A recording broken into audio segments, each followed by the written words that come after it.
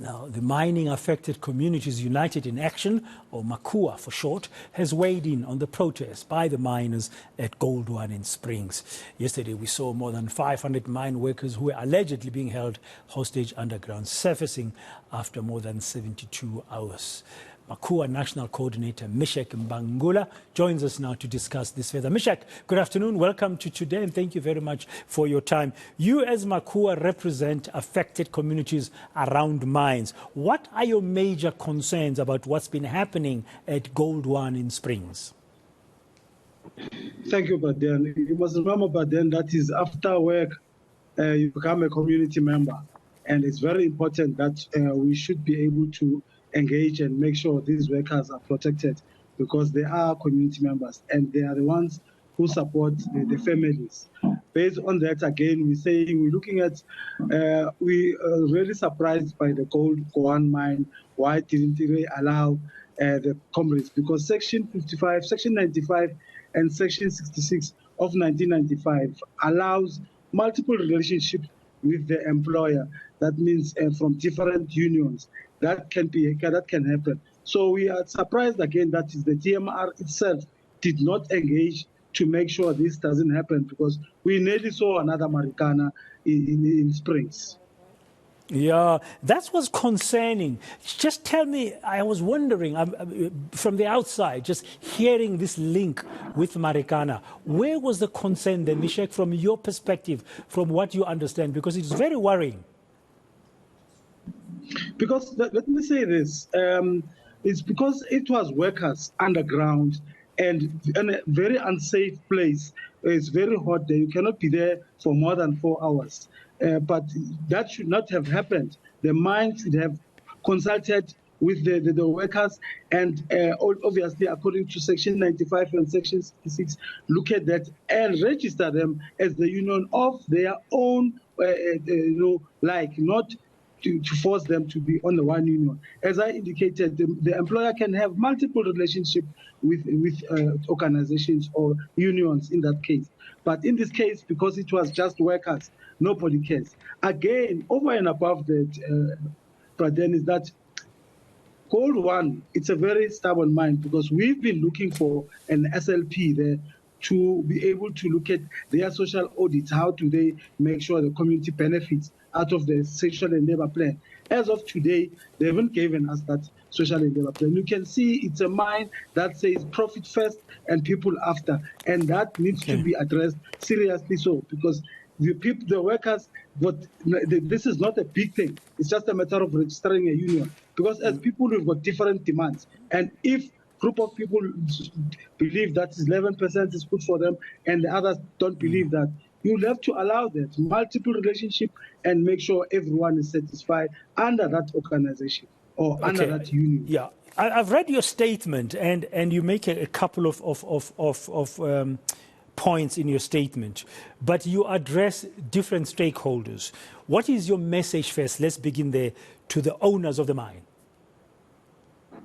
The owners of the mine, they should make sure that it shouldn't be profit first. It should be the people, workers first, comes first. And it should address, according to the Labor Relations Act, how do you deal with multiple unions in your company. That allows you. They should have looked at the law and say that. But because they don't care about the workers, they just left the workers sitting there and nothing else. So even if they've died, they won't really care about that.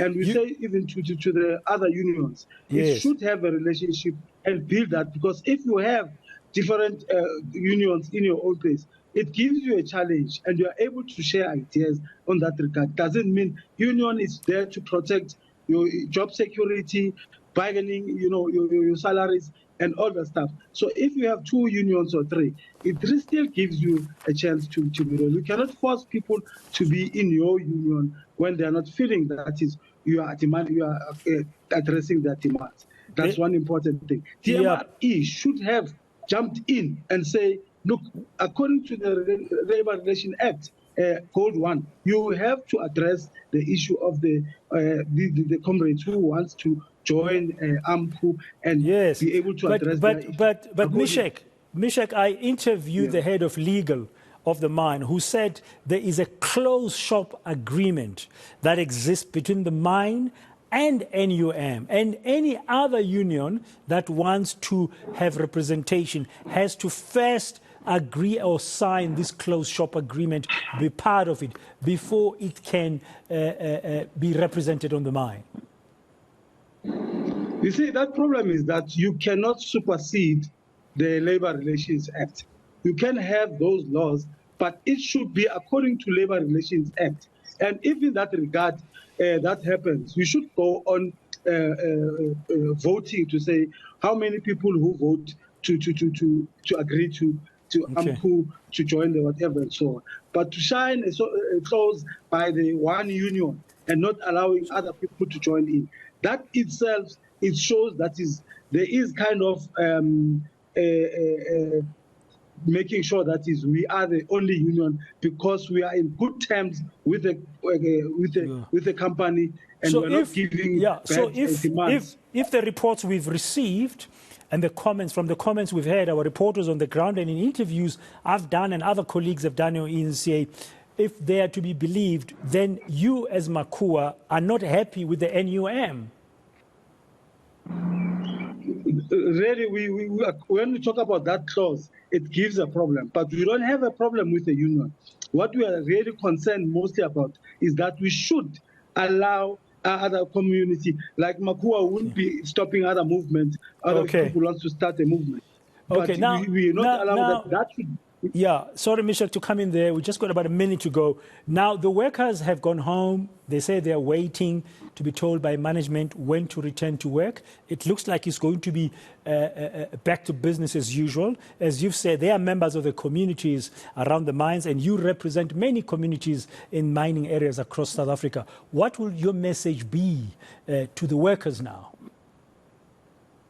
It's very significant for them really to go back to work and make sure that is the communication, negotiations goes on to make sure they protect their work.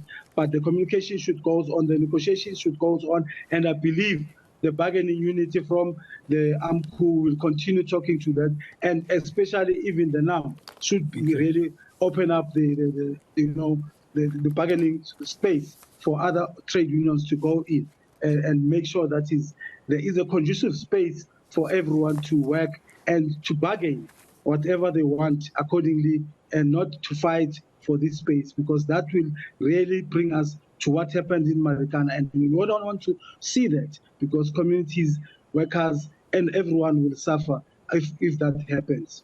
Thank you very much. Meshack Mbangula, he is the National Coordinator of MACUA. That's the Mining Affected Communities United in Action, weighing in on what we've seen unfolding since Monday at Gold One Mine in Springs.